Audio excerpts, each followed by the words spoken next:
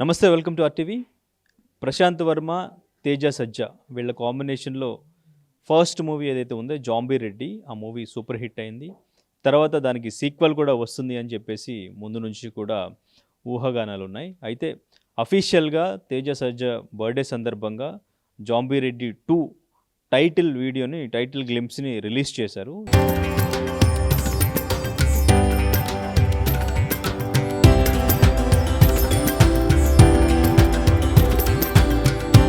తరతరాలుగా తరగని స్వర్ణ బంధాలు మన మానిపల్లి జ్యువెలర్స్.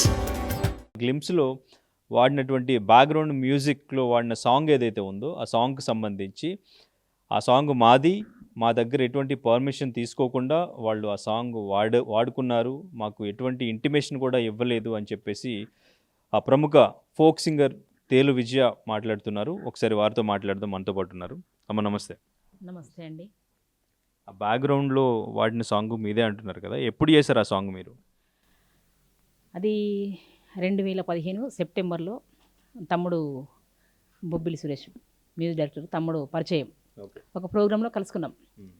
తమ్మ ఇట్లా నా దగ్గర బతుకమ్మాయి ట్యూన్స్ ఉన్నాయి, ఏదైనా ఒక ఛానల్కి ఇద్దాము, ఇట్లా బాగుంటాయి ట్యూన్స్ అని చెప్పి తమ్ముడికి వినిపిస్తే అక్క చేద్దామని చెప్పి V6 ఛానల్లోకి సెప్టెంబర్ 9, 2015 రోజు తీసుకెళ్ళండి. అక్కడికి తీసుకెళ్తే దామురెడ్డి అన్న, తర్వాత కందికొండ గారు స్వర్గీయులు అన్నగారికి పరిచయం చేసి ట్యూన్స్ పాడమంటే పాడాను. ఆ రోజు ఒక 10 ట్యూన్లు పాడితే అందులో ఒక 5 సెలెక్ట్ చేశారు ట్యూన్లు చేసి బతుకమ్మ సాంగ్ చేసాము. మళ్ళీ పాటలు పాడేటప్పుడు కూడా మీకు ప్రూఫ్స్ కోసం వీడియోలు తీసుకోమంటే మా సార్ ఫోన్లోనే వీడియో తీశారు. అంటే మేము ఇచ్చే ప్రతి పాట ట్యూను మేము పాడుతుంటే వీడియో తీసాం. ఆ ప్రూఫ్ ఉంది మా కాడ. తర్వాత పాట బయటకు వచ్చిన తర్వాత ఒక 1 వీక్ తర్వాత కూడా మళ్ళీ ఆ ఛానల్ వాళ్ళు ఇంటర్వ్యూ పెట్టారు. నాతో పాడిన తమ్ముడు కందుకూరు శంకర్ బాబు, నేను, మ్యూజిక్ సురేష్, తర్వాత కందికొండన్న అందరం కలిసి అంటే అందరికీ ఇంటర్వ్యూ పెట్టారు. అందులో కూడా ఇది మీ అమ్మమ్మ ఇచ్చింది అంటున్నావు కదా, మా పాటలు అంటున్నావు కదా, ఆ పాటలు నేనే ఇచ్చిందని చెప్పమని చెప్పి వాళ్ళు అన్నారు. ఎందుకంటే మీరు చెప్పుకోవాలంటే ఆ 2015లో అంటే ఇప్పటికి 11 సంవత్సరాలు. అప్పుడు ఇంటర్వ్యూలో కూడా చెప్పాను అది ట్యూన్ల గురించి పాడుకుంటూ ఒక్కొక్క పాట పాడుకుంటూ చెప్పాను. ఆ వీడియోలు కూడా ఉన్నాయి. నిన్న మాకొకటి చిన్న ఫంక్షన్ ఉండే మా ఇంట్లో, ఫంక్షన్లో ఉన్నాను. నాకు వేరే తమ్ముడు కాల్ చేసి అట్లా అక్కకి పాట మళ్ళా వేరే వాళ్ళకి ఇచ్చిన అక్క అంటే ఏం పాడతాం అంటే ఇట్లా పున్నామ మళ్ళీ వస్తుంది అక్క అంటే బతుకమ్మ పండుగ పాట ఏమని నేను అనుకున్నాను. కాదక్క ఇట్లా సినిమాలో వచ్చింది అక్క అంటే నాకు తెలియదు తమ్మి, పెట్టు నాకైతే ఇంటికి వెనక చూస్తా అన్న. 8-9 గంటలకు అట్లా మేము నైటు మా సార్ నేను చూస్తే సేమ్ అది మేము పాడిన ట్యూన్ ఒకటి పున్నామ అనేది.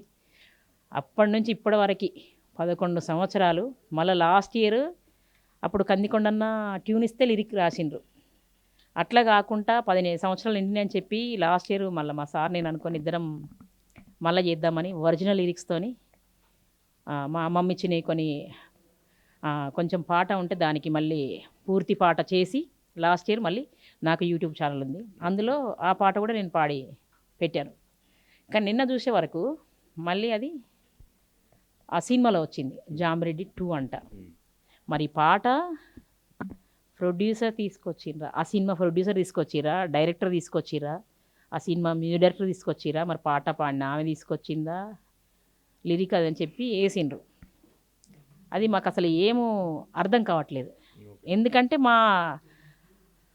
మా ప్రమేయం లేకుండానే ఆ పాట ఆల్రెడీ నిన్న బయటకు వచ్చింది.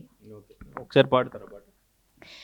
పున్నామా నిండు పున్నామా రెడ్డి మహల్లేలో మారాగి మాలేలో, పున్నామా తెల్లారి పుట్టెన గంగావు రెడ్డి మహల్లేలో మారాగి మాలేలో, పుట్టింది గంగావు పూరుడే గోరే రెడ్డి మహల్లేలో మారాగి మాలేలో, పెరిగింది గంగావు పెళ్ళినే గోరే రెడ్డి మహల్లేలో మారాగి మాలేలో, ఎకరాని గట్లన్నీ ఎక్కెక్కి మేసే రెడ్డి మహల్లేలో మారాగి మాలేలో, దిగరాని గట్లన్నీ దిగి నీళ్ళు దాగే రెడ్డి మహల్లేలో మారాగి మాలేలో. మ్యూజిక్ డైరెక్టర్తో మాట్లాడినట్టున్నారు కదా, ఏమన్నారు? అంటే ఏ మ్యూజిక్ ఇప్పటివరకు మాకు అంటే ఎవరికి గౌరహరి మ్యూజిక్ చేసిన పర్సన్ ఎవరైతే ఉన్నారో ఈ జాంబిరెడ్డి 2కి ఆ మ్యూజిక్ డైరెక్టర్ మాట్లాడారా? మాట్లాడండి ఇందాక. మాట్లాడితే ఏమంటున్నాడు అంటే, ఇది జనాల నాలుకలలో ఏమంటారు, నాని నాని నాని ఉంది కాబట్టి ఆ, పాడుకోవచ్చు అది అని చెప్పి తను అంటున్నాడు. అంటే నాని నాని ఉంటే ఇప్పుడు అది తీసుకొచ్చింది, అది మళ్ళీ ఎక్కడి నుంచో కాదు, మా అమ్మమ్మ పాడితే మేము తీసుకొచ్చినాం, 11 ఏళ్ళ కిందట వచ్చింది ఆ పాట. అంటే లేదు అప్పటి అంత ముందు నుంచి కూడా ఉంది పాట. అంటే మరి 2015కు ముందు ఉంటే ఓకే, మరి ఒకసారి వెతకండి అని మేము అన్నాము. నేనంటే మా ఆయన చెప్పిండ్రు. ఆయన చెప్తే ఏమంటున్నాడంటే, ఒకటి ఏసేనగుల కట్ట మీద పాట ఉంటుంది, ఆ పాట, తర్వాత పొడుస్తున్న పొద్దు మీద ఈ పాట, ఈ పున్నమ పున్నమ పాట, 3 పాటలు ఇవి సేమ్ ఉన్నాయి కదండి, సేమ్ రిధం వచ్చేటట్టు ఉన్నాయి కదా అని చెప్పి, అంటే ఆయన రిధంలోకి ఆయన తెచ్చుకుంటాడు కానీ ట్యూన్లు ఆయనకు అన్ని ఈ 3 పాటలు సేమ్ అనిపిస్తున్నాయి అంట ఆయనకి. అంటే ఆయన మాట్లాడే విధానము ఇప్పుడు మేము చెప్పినట్టుగా, ఇప్పుడు ఆ మ్యూజిక్ డైరెక్టర్ ఏంటి ఆయన మ్యూజిక్ చేంజ్ చేసుకొని ఇప్పుడు మా ట్యూన్ ఆయన మ్యూజిక్ చేంజ్ చేయొచ్చు. కానీ ఇప్పుడు మాకు అప్పుడు నేను పాడినప్పుడు మ్యూజిక్ వేసిన తమ్ముడు బొబ్బిలి సురేష్ ఉన్నాడు. ఆ తమ్ముడిని అడిగితే కూడా చెప్తాడు, అది నేను తీసుకొచ్చి నేను తమ్ముడికి ఇట్లా ట్యూన్లు ఉన్నాయంటే తీసుకుపోయింది ఆ తమ్ముడే. ఆ తమ్ముడు ద్వారానే ఆ పాట చేసినాం అప్పుడు. ఒకసారి సురేష్ బొబ్బులకి కాల్ చేసి మాట్లాడతారా? మాట్లాడతండి. తమ్ముడు నమస్తే.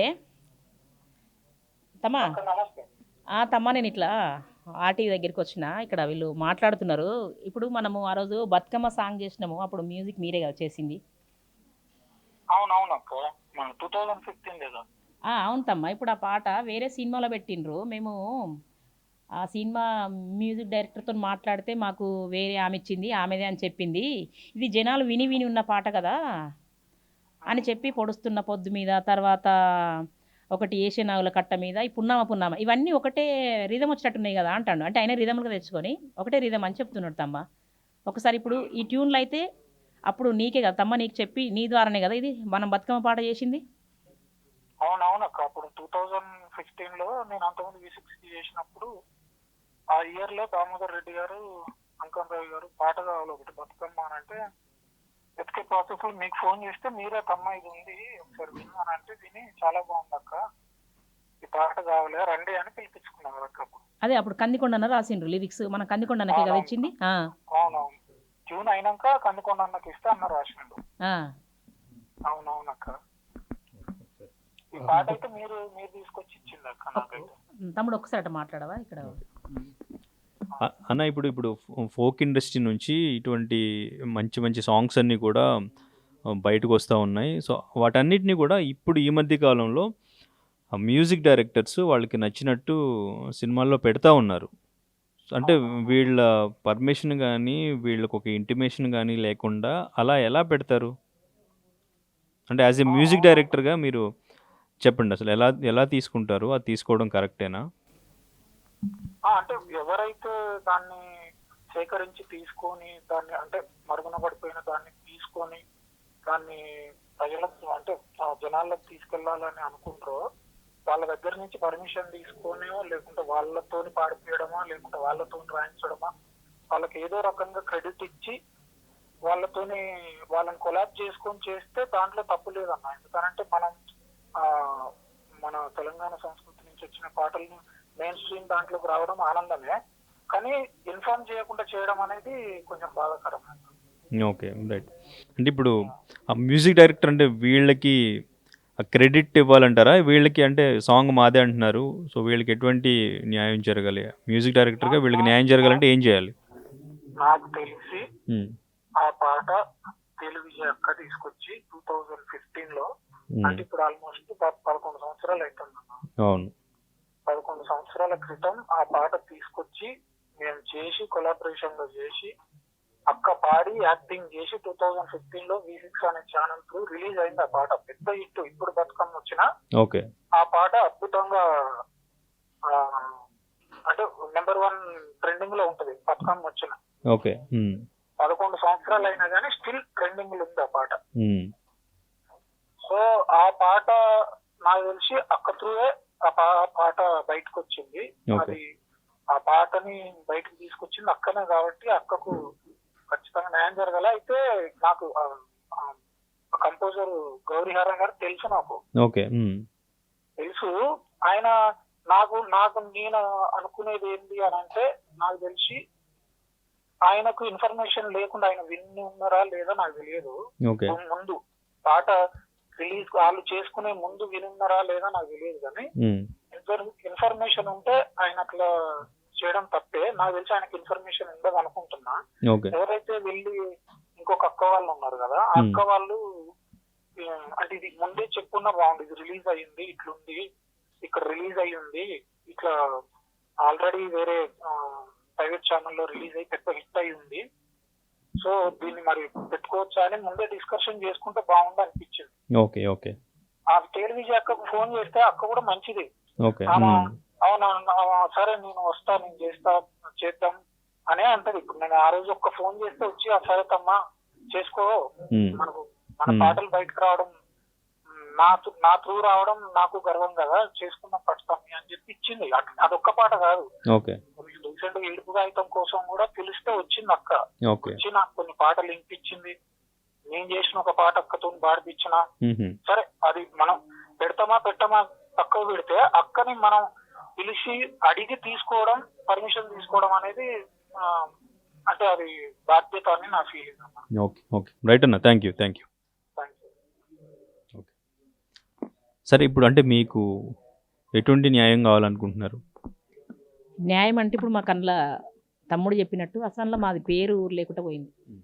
ఖచ్చితంగా మేమైతే లీగల్గానైనా మంచిదే, మాకు న్యాయం జరిగే వరకు ఖచ్చితంగా నేను కొట్లాడతా. ఎటువంటి న్యాయం కావాలి మీరు చెప్పండి. పాటకు గౌరవం దక్కాలి, ఆ పాటల లిరిక్స్ ట్యూన్స్ తెలివిజేవి ఆమెకి ఇచ్చేయాలి. పూర్తి రైట్స్ మీకే ఉన్నాయి. పూర్తి రైట్స్ కూడా దానికి సంబంధించిన మూవీలో కూడా మన పేర్లు కానీ మనదే వాడుకోవాలి. వాళ్ళు ఇప్పటికైనా వాళ్ళు పొరపాటు జరిగినందుకు క్షమాపణ చెప్పాలి.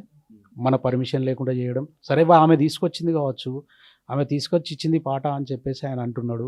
తీసుకొచ్చి నాగవ్వ అనేట ఆమె తీసుకొచ్చి ఇచ్చింది, మా పూర్వీకుల దగ్గర నుంచి. ఆమె వచ్చింది అంత 1-2 ఇయర్స్ కూడా వస్తలేదు మార్కెట్లోకి వచ్చి. ఆమె వచ్చి ఇది 11 సంవత్సరాల కింద పాట. ఈమె 2 సంవత్సరాలు ఆమె ఎట్లా లీడ్ చేయగలుగుతుంది? చేయలేదు కదా. ఆమె ఏది చెప్తే అది చేస్తే కరెక్ట్ కాదు కదా. అట్లా ఆమెకు మీడియా గురించి తెలియదు కాబట్టి ఆమెకు తెలియదు, తెలిసిన వాళ్ళు ఆయన చెప్పాలి కదా. ఇప్పుడు వీళ్ళకి తెలుస్తుంది కదా మీడియా అంటే ఏంటిది, అంటే సోషల్ మీడియా ఎట్లా ఉంటుంది. ఆమె పాట ఇచ్చింది, ఆ పాట మరి ఇచ్చింది అది కరెక్టేనా కాదా, ఈ వరకు సోషల్ మీడియాలో ఉందా లేదా ఒక్కసారి సెర్చ్ చేసుకుంటే అయిపో. పున్నామా అని కొడితే వస్తుంది యూట్యూబ్లో. అది కూడా చేయలేకుండా డైరెక్ట్ పాట రిలీజ్ చేయడం చాలా బాధాకరంగా ఉన్నది. అంటే ఇప్పుడు మీకు క్రెడిట్ ఇస్తే మీ పేర్లు వేస్తే సరిపోద్ది అంటారా? దానికి కంపల్సరీ ఇవ్వాలి, దానికి క్షమాపణ చెప్పాలి. మాకు తెలియకుండా చేసిరు కదా, మా అత్యుత్తాన్నే దోసుకున్నట్టు అయిపోయింది. ఇక్కడ ఉనికి లేకుండా పోయింది. లేకుంటే లీగల్గా వెళ్తారు. లీగల్గా కంపల్సరీ. మ్యూజిక్ డైరెక్టర్ ఏమంటున్నారు? మ్యూజిక్ డైరెక్టరు ఇది నాని ఉన్నది పాట, అందుకొరకే నేను ఆమె ఇస్తే పెక్యులర్గా ఉంది, నేను చేసిన అట్లా ఇట్లా అంటే పాట బాగుంటే చేస్తావు. పాత పాటలు కూడా ఇంకా మూవీలో చాలా పాటలు ఉన్నాయి, ఆమె అది తీసుకొచ్చి పాడుతుంది, అది అట్నే చేస్తావా? ఇప్పుడు పాట ఎక్కడి నుంచి వచ్చింది, ఎప్పుడు వచ్చింది, అదంతా చూసుకోవాలి కదా. నువ్వు ఎగ్జామ్ ఇస్తే అది కరెక్ట్ కాదు కదా. ఆయన అట్లే చెప్తున్నాడు. మాట్లాడితే మా టీం మెంబర్స్తో మాట్లాడున్నారని ఒక నెంబర్ పాస్ చేసిండు, చూద్దాం వాళ్ళు ఏం మాట్లాడతారు.